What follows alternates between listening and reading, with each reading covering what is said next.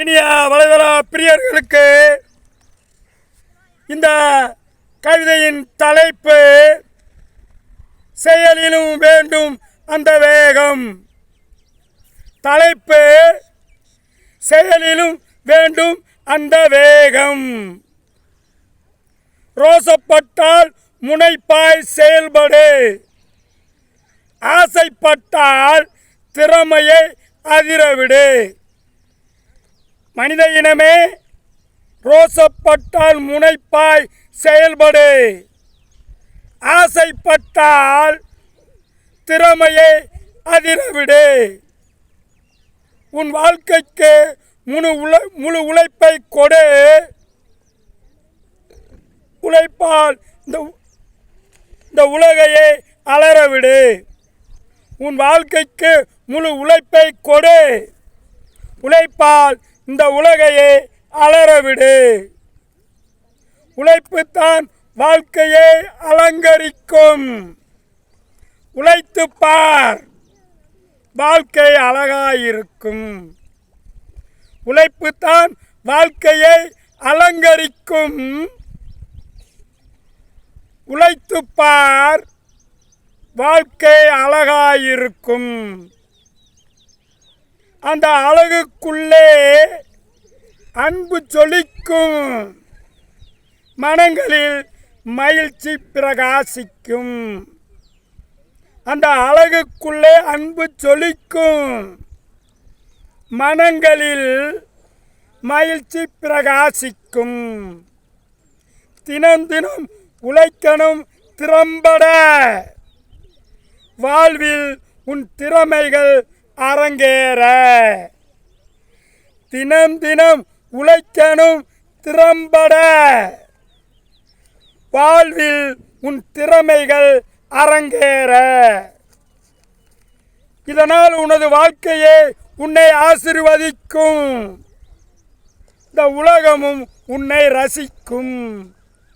இதனால் உனது வாழ்க்கையே உன்னை ஆசீர்வதிக்கும். இந்த உலகமும் உன்னை ரசிக்கும். ரோசப்படுவதும் ஆசைப்படுவதும் எளிது. ஆனால் வாழ்வில் அதை முறைப்படுத்தி செல்வது அரிது.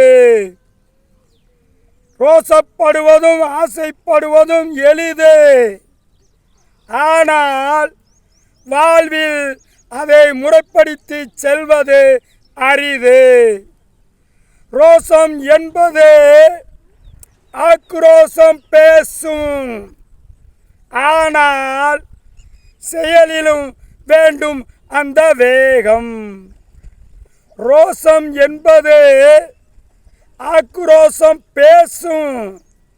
ஆனால் செயலிலும் வேண்டும் அந்த வேகம்.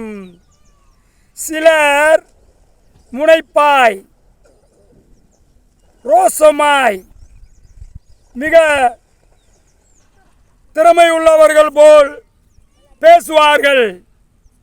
ஆனால் அவர்களுடைய சிந்தனையும் செயலும் உழைப்புக்கானதாய் இருப்பதில்லை. இதை நான் பலரிடம் சமூகத்தில் பார்த்திருக்கிறேன். இதற்கெல்லாம் காரணம் அந்த முனைப்பு, அதாவது உழைப்பின் முனைப்பு. உள்ளத்திலிருந்து உணர்ச்சியிலிருந்து எழ வேண்டும். அந்த முனைப்பால் தான் சிந்தனைகள் கர்ச்சனையாய் எழுச்சியாய் முனைப்பாய் எழுந்து தன் வாழ்க்கைக்கான தேவைகளை தேட வேண்டும் என்ற ஒரு எழுச்சியை கொடுக்கும். இனிமேலாவதும் பேச்சோடு நிற்காமல் தன்னுடைய உழைப்பிலே தான் வாழ வேண்டும் என்ற உணர்வோடு உழைக்க முயற்சி செய்யுங்கள் என்பதை இந்த கவிதையின் மூலம் வேண்டுகோளாய் வைத்துவிட்டு விடைபெறுகிறேன். நன்றி, வணக்கம்.